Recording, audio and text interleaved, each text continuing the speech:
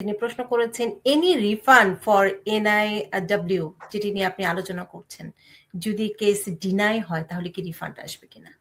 হ্যাঁ, ওগুলো রিফান্ড আসে। তো আপনার এগুলো আমাদের ফার্মের কথা আমরা রিফান্ড দিই, আমরা বেশ ভালো পরিমাণে রিফান্ড দিই। ওটা ডিপেন্ড করে আপনার প্রোফাইলের উপরে, সবকিছুর উপরে। অনেক ল ফার্মও রিফান্ড দেন।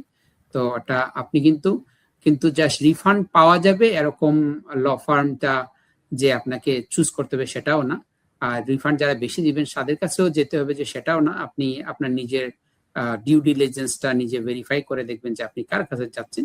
তবে হ্যাঁ, আমাদের ল ফার্ম থেকে আমরা রিফান্ড দিই এবং ভালো পরিমাণ রিফান্ড দিই। আমরা অনেক সময় 80-90% রিফান্ড দিই, এটা সম্ভব। এবং আমরা সেকেন্ড অ্যাপ্লিকেশনটা আমরা ফ্রি করে থাকি। যদি দেখা যায় প্রথমটা কোনো কারণবশত হয়নি, এটা হয়তো আপনার এনাফ পাবলিকেশন ছিল না, সেজন্য তখন আমরা বলি যে কিছুদিন অপেক্ষা করেন, আবার অ্যাপ্লাই করেন।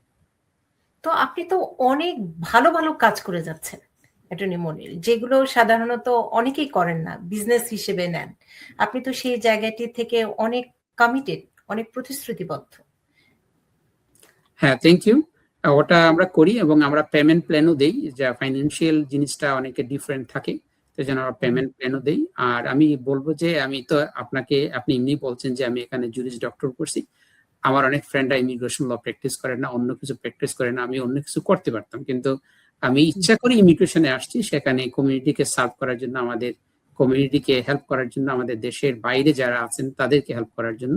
তো কমিউনিটি সার্ভ এবং আপনার সাধারণ মানুষকে হেল্প করাটা আমার ইমিগ্রেশন প্র্যাকটিসের একটা মেইন অংশ, যেটা আমি বলছি যেখানে অনেক স্ট্রাগল করে আমি এই পর্যন্ত আসছি।